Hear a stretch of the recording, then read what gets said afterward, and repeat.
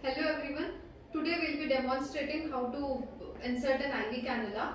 IV cannula insertion is a technique to cannulate the vein for the venous access. Peripheral access is safer and easier to obtain, and it is less painful than the central access. Few indications for IV cannula insertion are replacement of the fluids and electrolytes, blood and blood products transfusion, administration of IV antibiotics, and also for collection of the blood sample. And few contraindications are when there is any injury at or proximal to the insertion of the cannula site, or when there is any anatomical disparity, any foci of infection at the site of insertion like cellulitis, massive edema, or in case of burns. For IV cannula insertion are appropriate sized glove, sterile glove, and IV cannula of appropriate size. There are different sizes available of the IV cannula ranging from 14 to 24 gauge. Most commonly used in adult patients are 18 or 20 gauge, and in children 22 or 24 gauge IV cannula is used. It can be identified by color coding.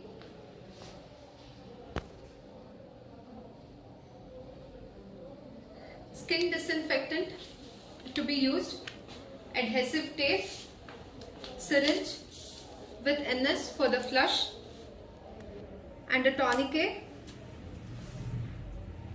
IV infusion set.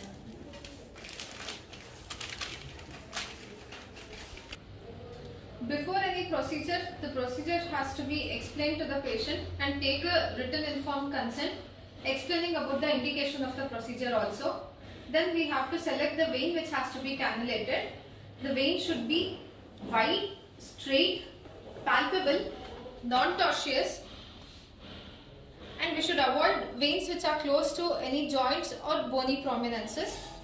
And better if we find a good vein on the non-dominant hand, and if patient is paralytic, we have to cannulate the vein on the non-paralyzed side. Take assistance of your colleague or the nursing staff to hold the limb in a proper position. Position yourself comfortably. Wear the glove under all aseptic precautions.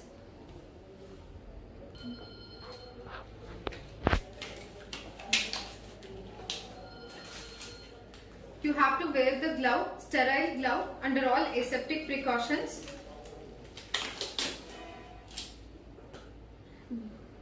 Then the tourniquet should be applied 2 to 3 inches above the intended site.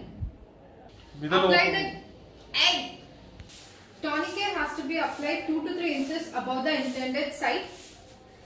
And then we have to instruct the patient to clench his feet.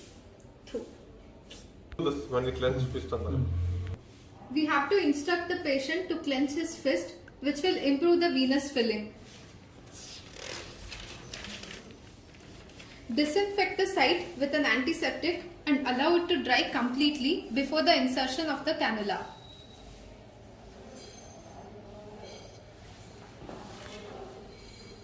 Take out the cannula and hold it firmly, and the bevel side should face up.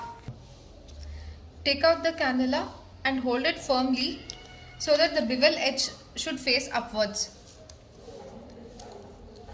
And before insertion, the cannula has to be inspected for the sharp bevel edge. Now stabilize the vein by stretching the skin over it. Using a non-touch technique, you have to insert the cannula along the line of the vein, keeping it at 10 to 45 degrees to the skin. This will prevent the cannula piercing the opposite wall of the vein.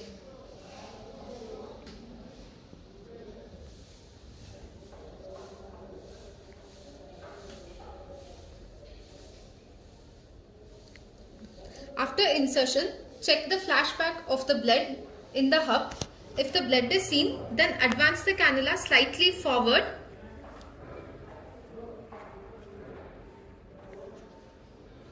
and then apply the pressure to the tip of the cannula to stabilize it and remove the stillet.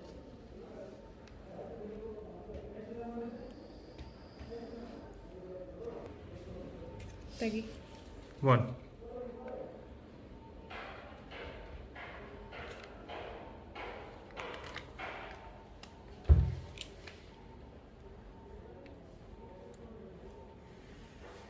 now remove the stellate and remove the tourniquet applied.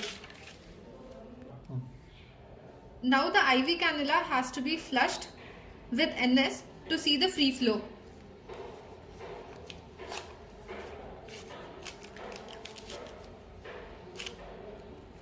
We can see that there is no extravasation. So it confirms that the cannula is in the vein and there is no double piercing. Now the cannula has to be closed using the cap.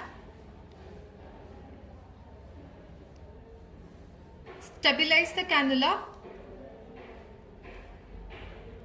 and then put the adhesive tape to secure the cannula.